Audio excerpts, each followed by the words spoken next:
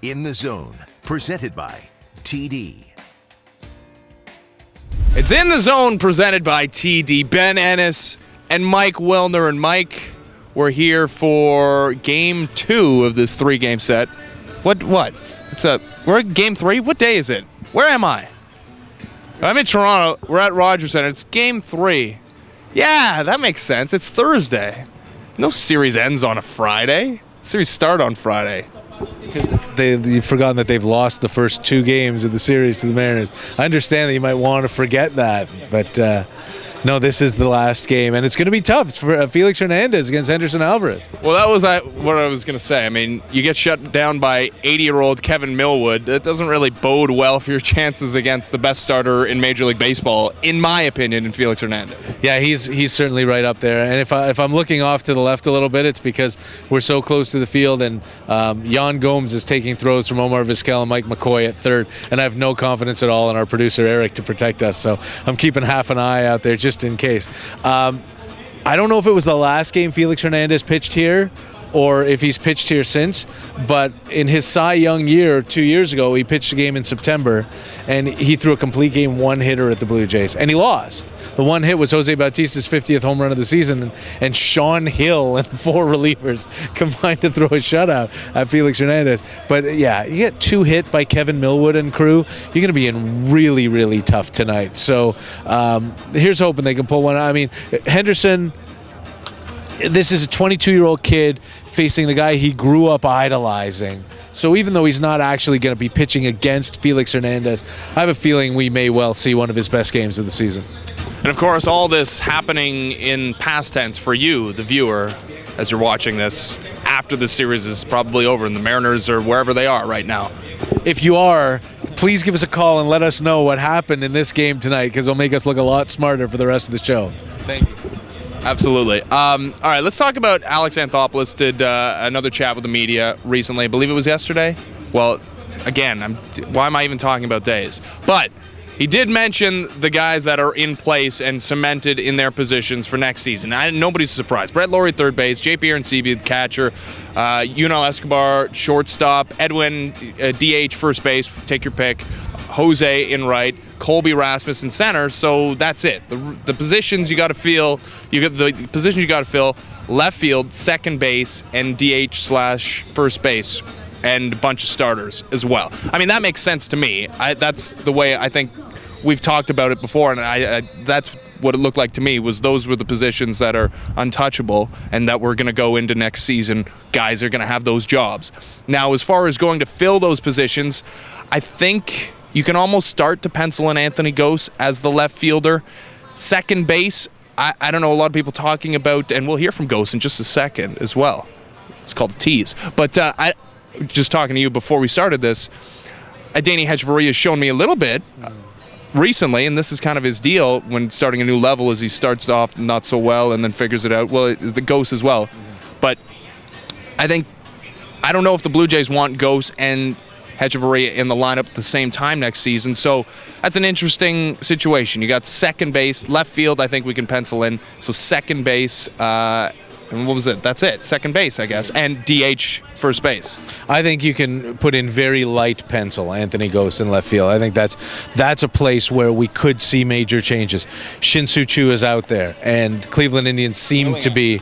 well, he's got a 3-year deal, though. There's 2 years left on a 3-year deal. Josh Willingham, in case I didn't get picked up. He can't play defense. I mean, I guess they were running Eric Thames out there for the most part of the year, but Josh Willingham is a terrible outfielder. So I don't know about that. Shin-Soo Choo seems to be a guy that the Indians are really interested in trading this offseason. And maybe you put some sort of package together, you get him and Ubaldo Jimenez, and then you get that top of the rotation-y arm, even though he's had a bad year. But he's certainly got that potential to be that kind of arm, and I know the Blue Jays like him. So there's certainly that possibility.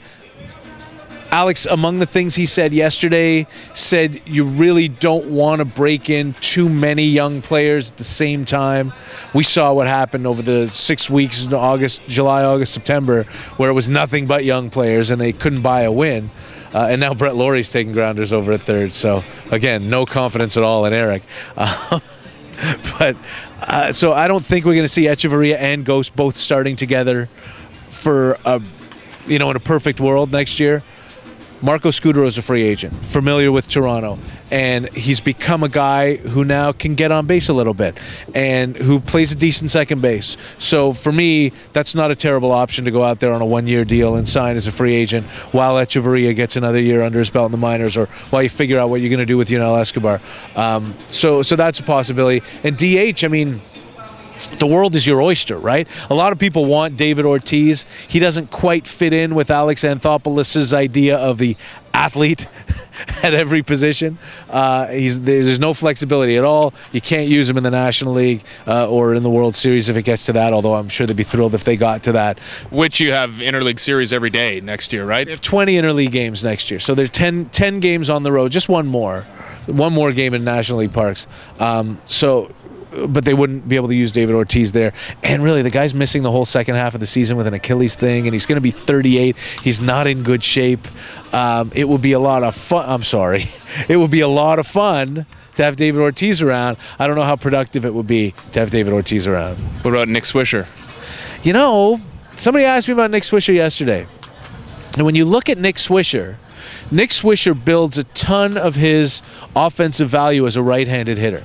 He destroys lefties. He hits for huge power against him, has an on-base like close to 400 against him on a regular basis.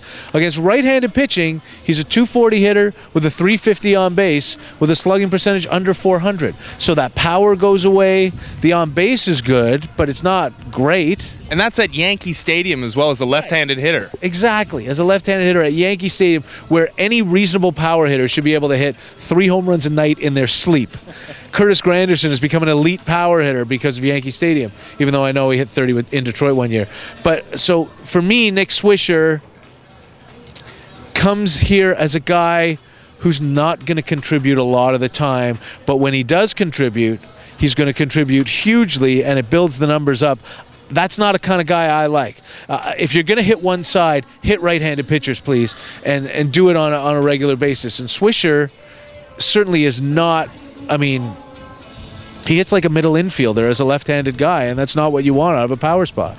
Yeah, certainly not as a DH as well, which is, I guess, the position Blue Jays will be looking to fill. Mentioned, we have Anthony Gose. Here's our conversation. Mike jumped in a little late.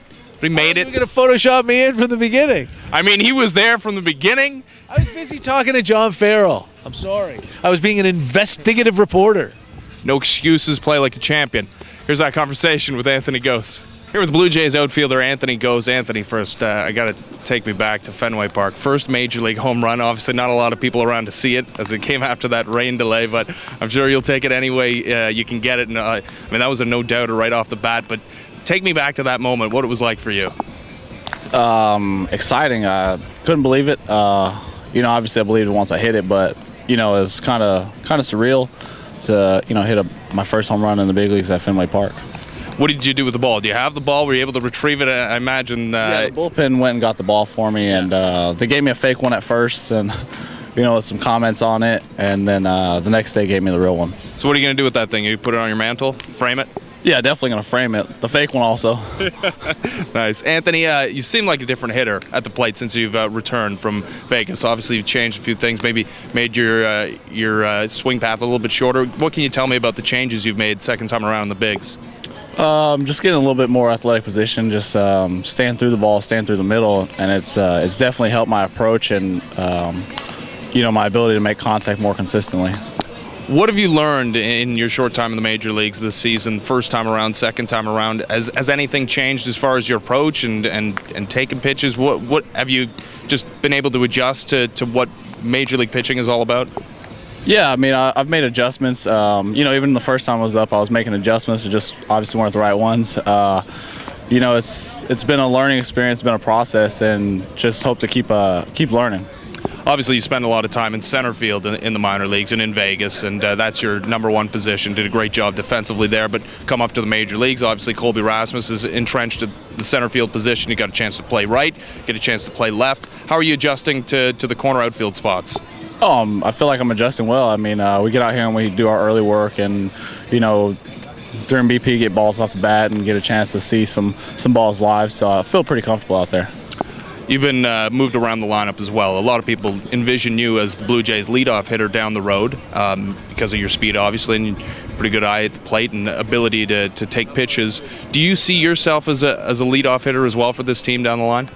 I see myself in the lineup wherever they put me. I mean, I'm not. I don't care where they put me. I just want to be in the lineup and help contribute to the team. Obviously, there's still a couple weeks left in the regular season, and then you're going to go into your first off season after time in the major leagues. Not looking too far ahead, but what do you want to accomplish here in the final couple of weeks of the season, and then looking forward to the off season as well? A lot of games under your belt and a lot of travel. You're going to shut it down for a couple of weeks. How are you going to approach this off season as well? I'm not sure. There's been talk of winter ball again, with me and my agent, and I'm not sure exactly if I'm going to go. I'd probably like to go. Take a little bit of time off and then go down there. I had a blast last year. It was the time of my life. So go down there and play for, maybe a little after Thanksgiving. I know Mike wants to get involved with this interview, so what? Yeah, I like popping in and asking questions out of nowhere. I missed the first bit of it, but I don't know if Ben asked you about just the last few games when you've been matched up with Rajai Davis at the bottom of the lineup and in Boston where you guys wreaked havoc on the bases 2 games in a row. How much fun is that to be able to impact the game that much? I mean, you're used to doing that with your speed, but to have a running mate like that with you out there on the bases. Oh, I mean, it's a lot of fun, because the chance of us scoring runs increase, with the pitchers paying attention to us and giving the hitters, better pitches to hit over the plate, and us trying to get in a scoring position. What was left field like? Was it the first time you've ever played there as a pro? In the big leagues, yeah. I played a few games this year in the minor leagues earlier in the season, and then a couple games last year also. So if that winds up being your role in the major leagues as an everyday left fielder next year, you look over there at center field and Colby's there, but you can cover that ground too. Is that cool with you breaking in there as long as you're up here? Yeah, of course. I'm not gonna say I'll have to play center field. I want to make the team and be up here and play the game and try and help the team win as best I can. There you go, Anthony Gose. It seems like a good kid. I mean, everything we heard about him was that he is an intelligent guy, thoughtful guy, and I mean that comes across, I think, in interviews. That is how he do it. Yeah, absolutely. And he is. He's a good kid. He's good to talk to. He looks you in the eye, which is terrific. There are a lot of. It's tough to watch because our fine cameraman does fine camera work, but it doesn't always have both of us in the shot at the same time. And when you see players being interviewed and you see scrum situations, you'll often just see the player and not the person he's talking to. And you know this very often. When a guy's talking to you, he's looking over here and talking to you because he just doesn't want to make eye contact or really has to think hard about the things he's saying. So Ghost looks you in the eye, which is terrific. He's a smart kid, and he is just, so incredibly dynamic to watch on the bases. Yeah, and even if he's not hitting for a high average, everything's a triple, right? Everything's a triple. You have a 260 on base percentage. That is equivalent to a 780 slugging percentage because everything's a triple, and that's a beautiful thing. Yeah, certainly. And everything. Oh my God.